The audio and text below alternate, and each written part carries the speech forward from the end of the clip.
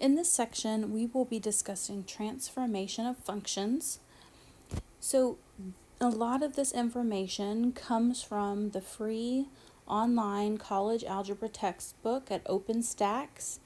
And you will see as I go through the slides, there will be a website and a link to this section. So feel free to pause it on that part and go to the website if you'd like more information. This corresponds to section 3.5 in this textbook.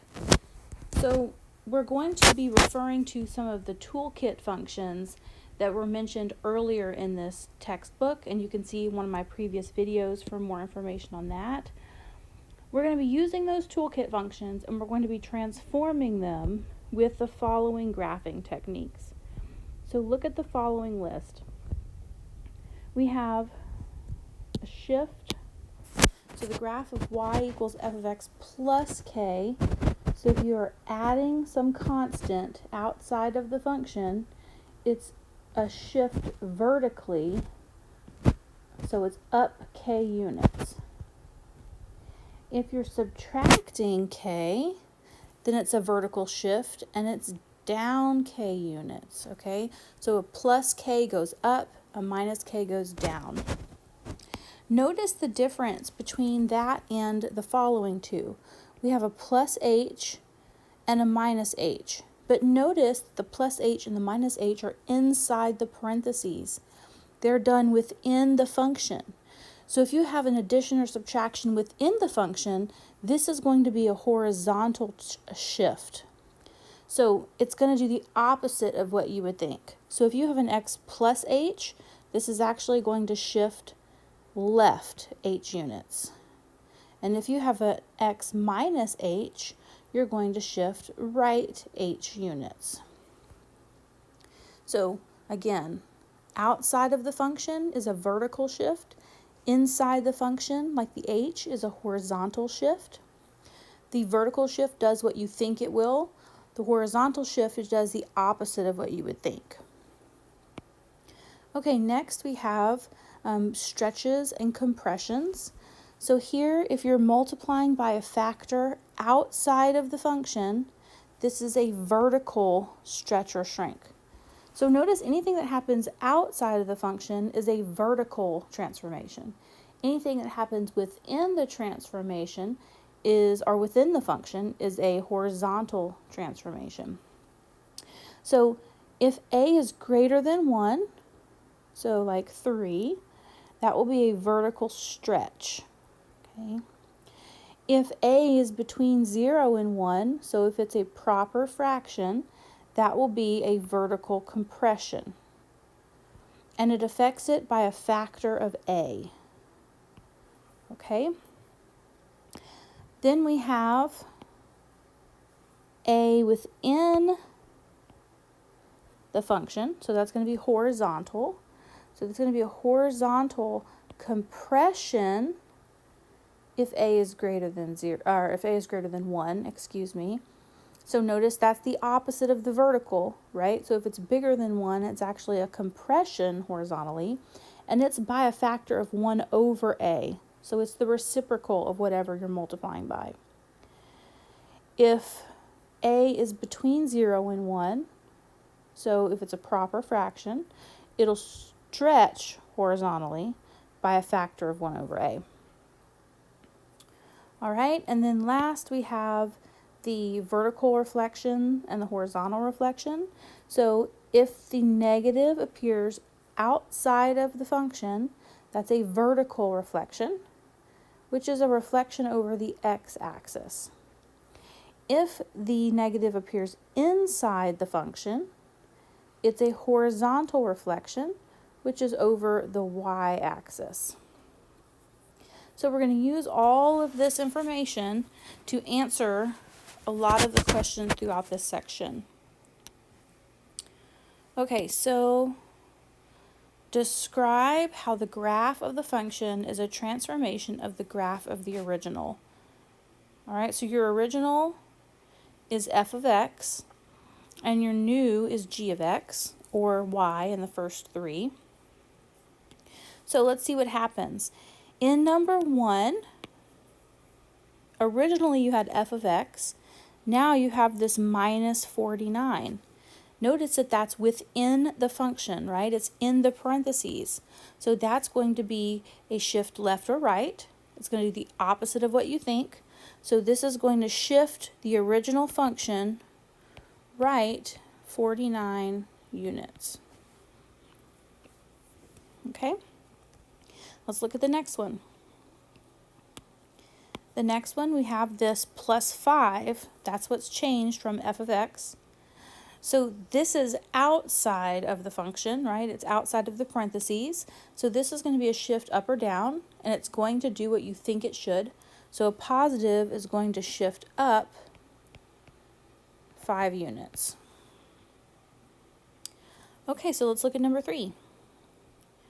Number 3, we have f of x, and we have this plus 2. Whoops. We have this plus 2, and we have this minus 3. So what's inside the function is the plus 2. So that's going to shift left 2 units. And then what's outside the function is going to shift down 3 units. Okay? So hopefully you can see the difference between a horizontal shift and a vertical shift. Okay, so again, the horizontal shift happens inside the function, and the vertical shift happens outside the function. Okay, number 4. So I'm just going back and forth between red and blue, just so you can see the different problems, but there's no really significance here. So number 4, the only difference here is we have a negative, inside the function. So remember, the negative inside the function is a horizontal reflection.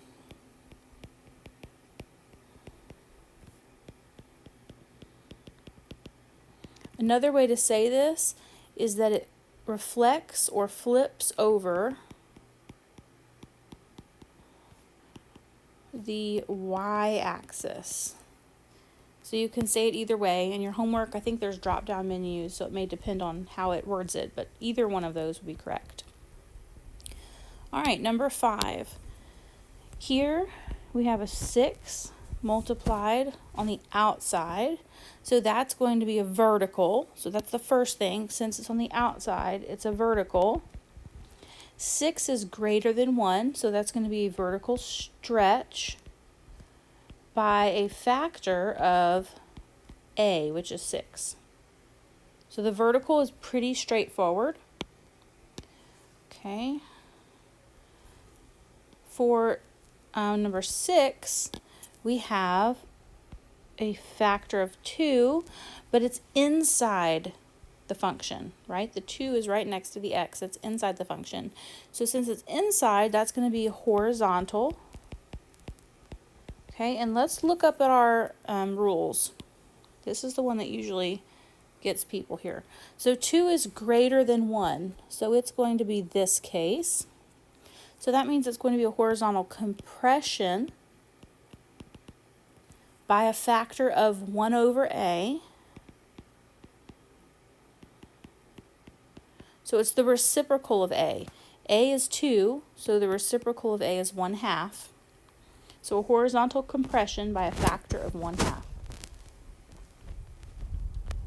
All right. So next, we're going to write a formula for the function obtained when the graph is shifted as described. So f of x equals the square root of x is shifted up 1 unit and to the left 2 units. So up is outside of the function, and left and right is inside the function.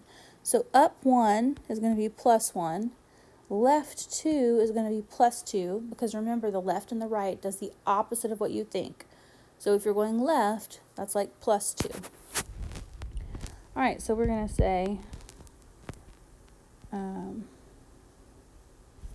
let me get rid of that. Let's just do the x.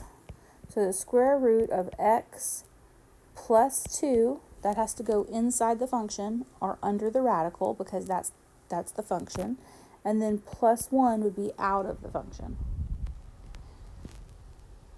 So our equation would be y equals the square root of x plus 2 plus 1. Okay, so let's look at number 8.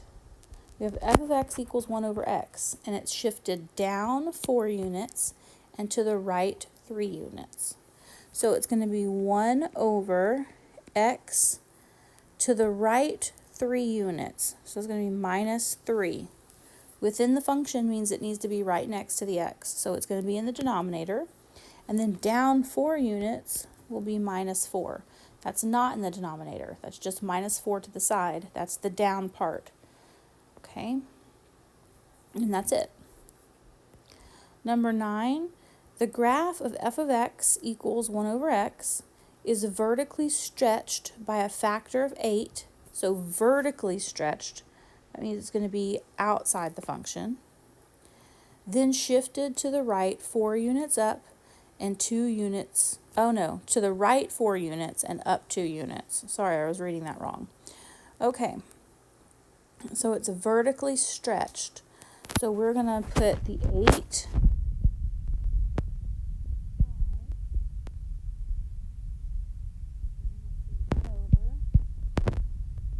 right 4 units, so minus 4,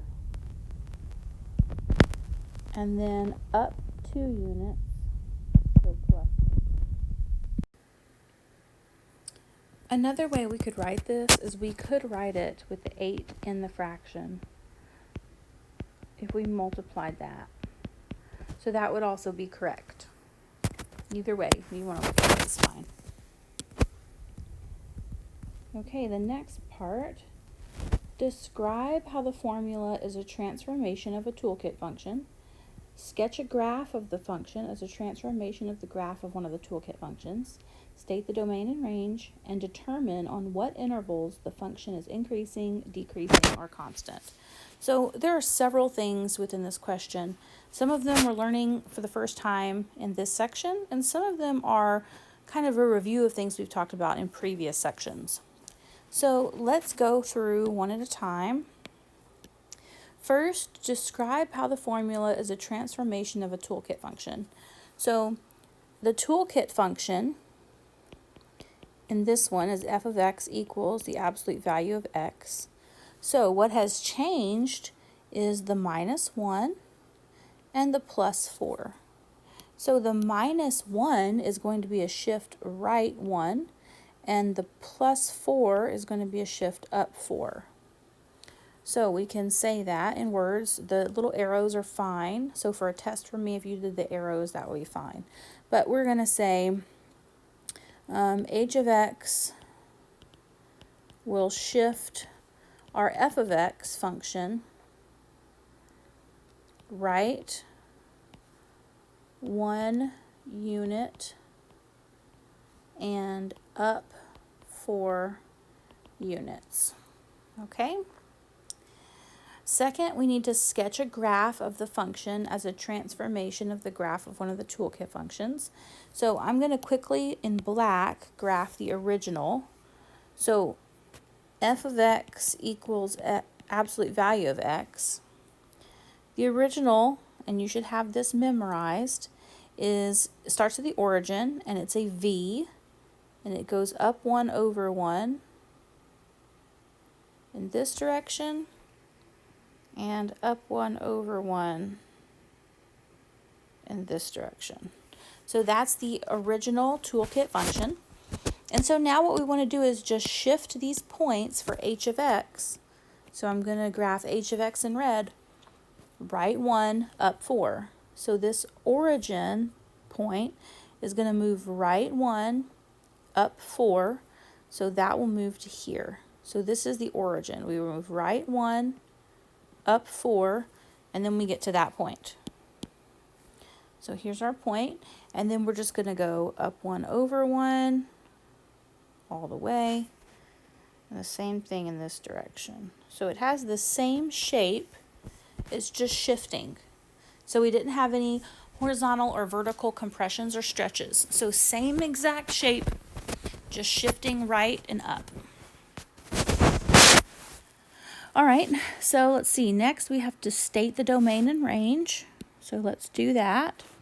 So the domain and range of the red, right? The red is what we're looking at. So the domain of h of x, okay, so the domain is left to right. So the red graph goes left forever, so that's negative infinity, and it goes right forever, that's positive infinity. So there are no restrictions on the domain. And then the range of of h of x, which is the red, it goes down until the 4. So 4 is the lowest value, and it goes up forever. So the range is 4 inclusive to infinity. All right, and remember you want to include the 4, right? You always assume it gets to that point, which in this case we can clearly see it does because we shifted our original. And then last, we want to determine on what intervals the function is increasing, decreasing, or constant. So remember you start at the left of the graph and you follow the graph. It goes to negative infinity to the left, and it is decreasing until you get to that point. So it's decreasing from negative infinity until 1. Remember, a couple things to remember here. For increasing and decreasing, you're always looking at the associated x values. Always, never the y values. And you always use parentheses, no brackets, for increasing, decreasing, and constant. Always parentheses, because it's not increasing or decreasing at a particular point, it's over the interval. So we just use the open-end intervals for these. Okay, so we've gotten from negative infinity to 1. It's decreasing. And then it changes direction. So from 1 to infinity, it's increasing. So it's increasing on the interval 1 to infinity. Again, open parentheses. There are no points here where it's constant. No, I should say there's no interval where it's constant. It's either decreasing or increasing. Okay, so that's answered all the questions on that. So let's look at what's next. Oh, we have another one. Okay, so this is going to be similar to the previous one. So we want to first describe in words how this is a transformation of a toolkit function. So the toolkit function is f of x equals x cubed. Okay, and so now I want to describe how that's changed. And I guess I shouldn't use f of x. Let me use something else since they use f of x for the function here. Let's use g of x. Okay, so the original toolkit function is g of x equals x cubed. So the way this has changed is we've added a 2 within the function, and we've subtracted a 1 outside of the function. And so this is going to shift left 2 units and down 1 unit. So we can say that in words. This will shift the toolkit function g of x equals x cubed left 2 units and down 1 unit. Okay? And so then next we're going to graph a sketch. So again, I'm going to sketch the parent function in black. So it goes through the origin and through 1, 1 and negative 1, 1. 2 would be 8. So it's going to look something, and remember this is just a sketch, okay? But it should be a pretty good estimate for what it would look like, but it's not going to be perfect. As long as you have some points on there when you're graphing this, like say on a test, if you indicate some points that you know should be on the graph and it's a pretty good estimate, I'm fine with that, okay? So now what we want to do is we want to shift all those points the way we described in words. So we're going to shift each point left 2, down 1. So this first point up here, we're going to shift left 2, down 1. We'll shift this next point left 2, down 1. The third point left 2, down 1. Fourth point left 2, down 1. And the fifth point left 2, down 1. And then we're just going to connect those. And the shape, whoops, the shape should look the same, right? With some error for drawing skill here. The shape should look about the same. It's just shifting. That is terrible. Let me try that part again. Okay, so let's see, left 2, down 1. Okay, so that's going to have to be good enough. So again, the shape should look about the same. It's just shifting to the left and down. Now we want to state the domain and range. So the domain of f of x, the red function, it goes to the left forever and to the right forever, so negative infinity to infinity.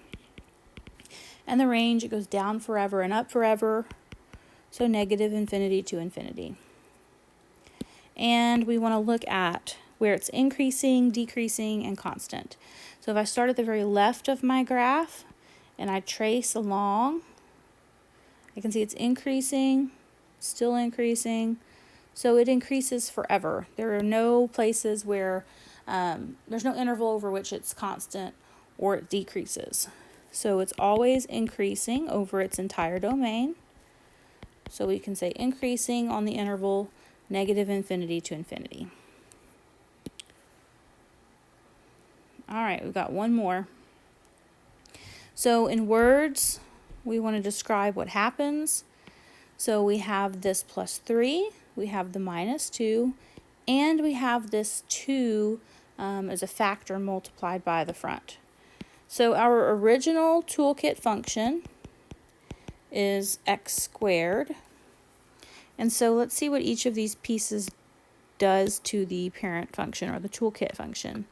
So this plus 3 shifts left 3 units. The minus 2 shifts down 2 units. And the 2 is a vertical stretch by a factor of 2. Okay, so this is stretched vertically by a factor of 2.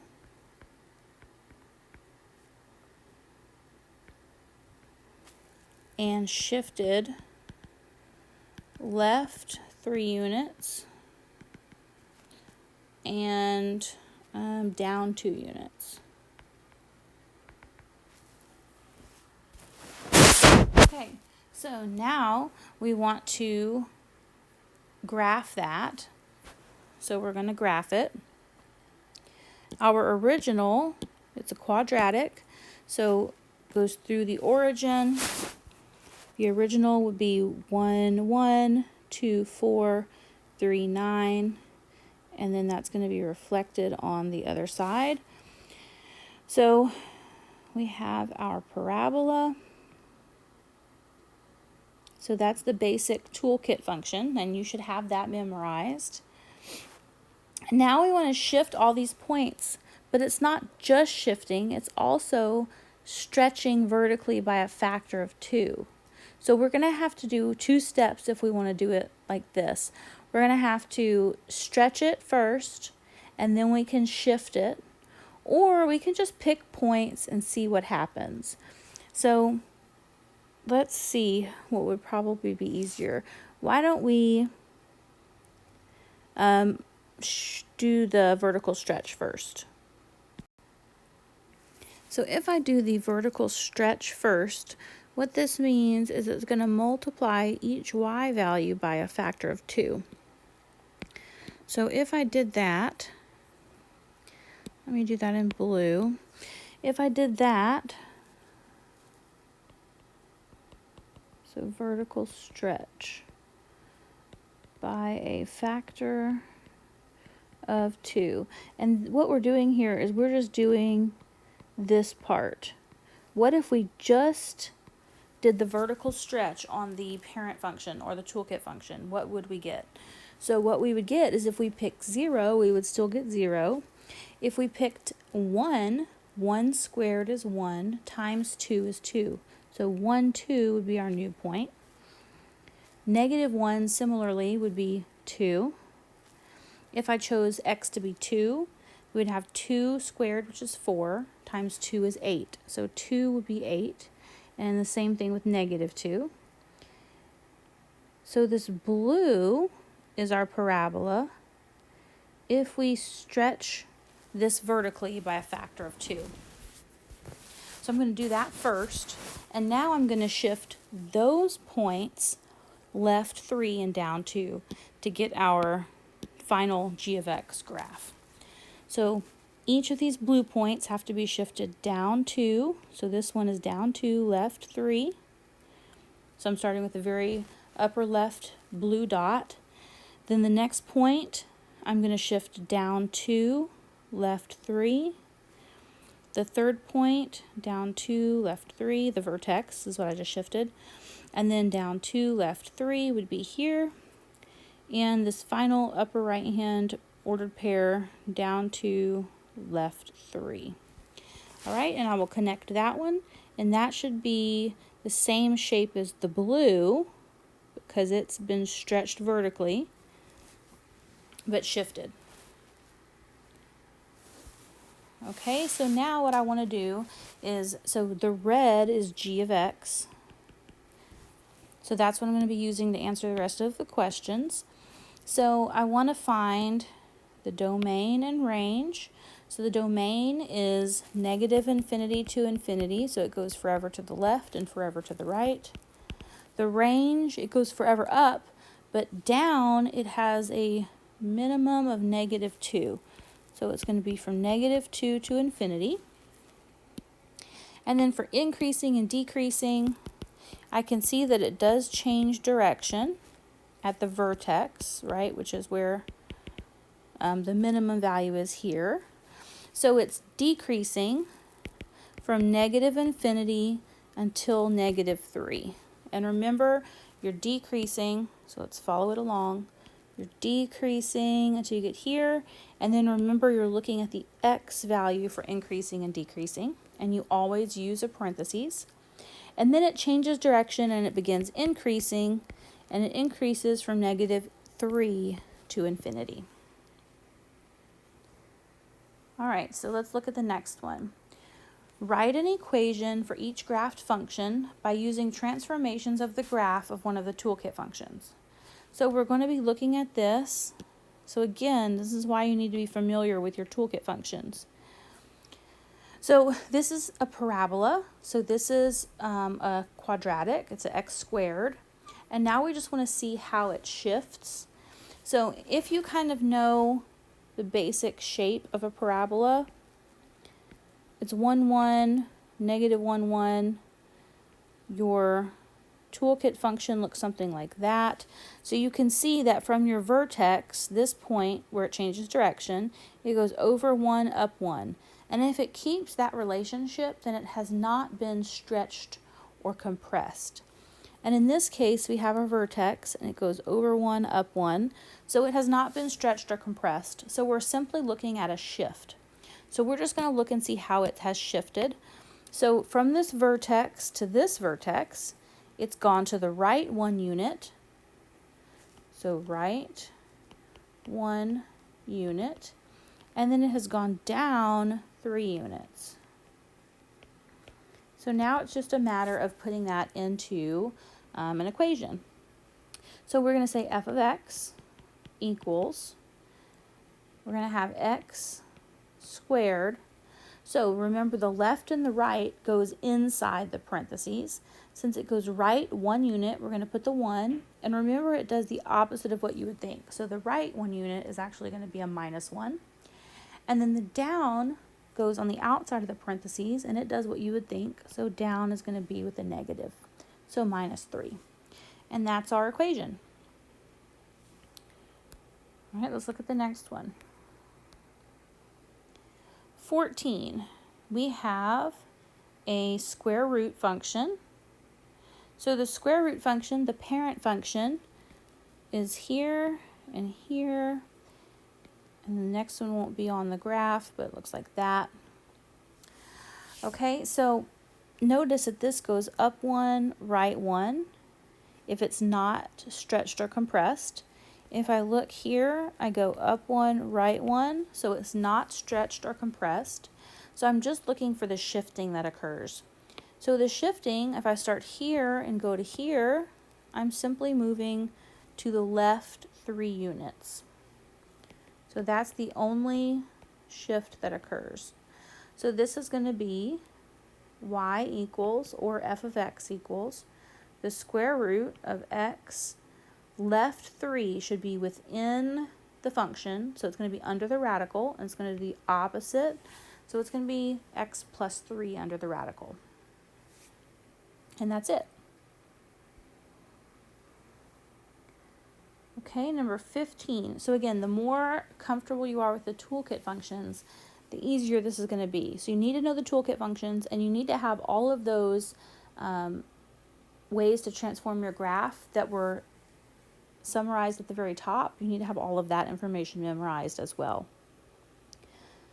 So this one is a cube function. So a cube function.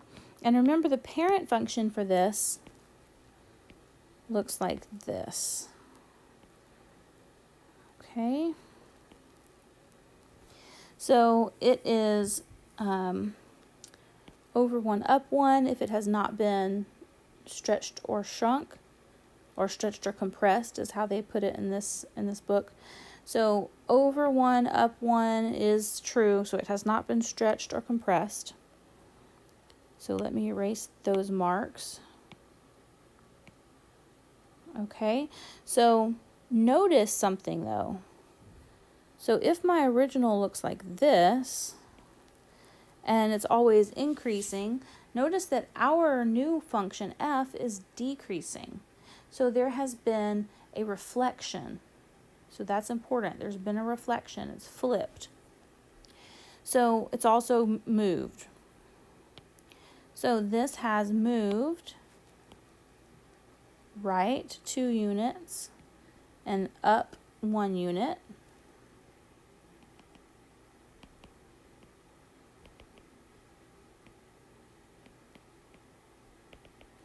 And it has been reflected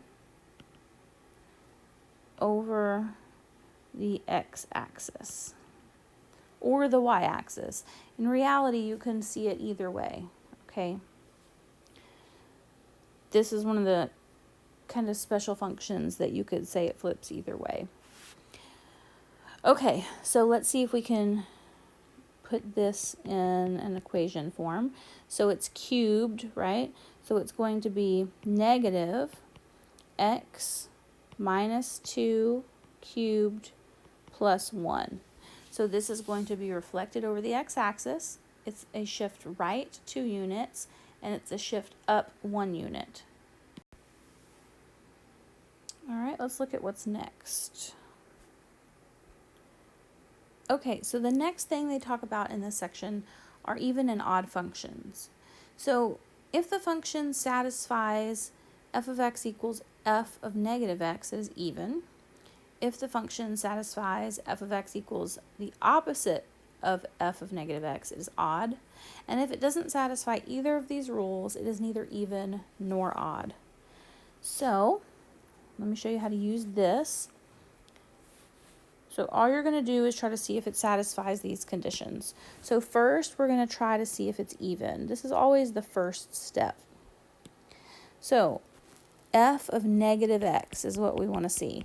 So look, all we're doing is plugging in a negative x where an x was. So wherever we see x, we're going to plug in negative x. Now notice a negative raised to the 4th power. A negative raised to the 4th power. A negative raised to any even power is always going to end up being positive. So this is simply going to be 3x to the 4th. Notice that we got exactly the same thing here as we have here. If that's the case, then this is an even function. So the function is even, and we're done. If you can show that it's even, then it cannot be odd, and it cannot be neither. It's only going to be one of these options. Okay, so let's look at the next one. Now, you might say, hey, the exponent is 4, so it's even. Okay, well that works that time. Let's look and see if it works for number 17. So the first thing we're going to do is try f of negative x. We're going to get negative x minus 2 squared. Is this the same as x minus 2 squared? It is not. Now keep in mind, you can't just say, oh, this is a negative x raised to the second, so it's just going to disappear. It's not, because it's a whole factor raised to the second power. If you are going to get confused, and you know yourself, if you're going to get confused, this is what you should do. Go ahead and FOIL it all out. So x minus 2 squared means x minus 2 times x minus 2. So that's going to be x squared minus 2x plus 4. Combine these, you get x squared minus 4x plus 4. This is the same thing as f of x. Now let's look at f of negative x. Everywhere I see an x, I'm going to plug in negative x, and let's see what happens. So negative x squared, that's going to just be x squared. A negative 4 times a negative x is going to be plus 4x, and then we bring down the plus 4. Now we want to compare that to this. Are they exactly the same? No, x squared is the same, but here we have a plus 4x, and here we have a minus 4x. The constant is the same, but that middle term is different. Because of that, this is not even, okay? So while this part over here, you could say, oh, the x1 is just 2, so it's even. That's not the case, because if you FOIL it all out, you've got a 2 here, but then you have a 1 here. So you have one even and one odd. So this is not going to be even, and it's actually not going to be odd either. And we can verify that by looking at the second part.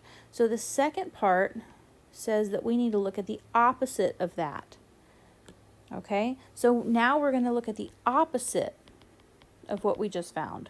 So we're going to change all the signs on the whole thing. So what we do is we put it in parentheses and put a negative out front, and then we distribute that negative. So that's going to give us negative x squared minus 4x minus 4. And we compare it to the original. Is that the same? No. Now we have multiple signs that are different. This sign is different. This sign is different. So it's not odd either. So this is neither even nor odd. Okay. Let's look at the next one. I think this is the last problem. Yep. All right, so number 18. First, we want to look at h of negative x. So everywhere we see an x, we're going to plug in a negative x. All right. So this will be 2 times a negative x is negative 2x. And then negative x cubed is going to keep the negative, times another negative would be plus x cubed. And so now we're going to compare that to the original. Is it the same? No, both signs are different. So it's not even. So we know that. Now we're going to check to see if it's odd. Check to see if it's odd, you just take the opposite of what you just found. So it's a negative h of negative x. So the opposite of everything you just had.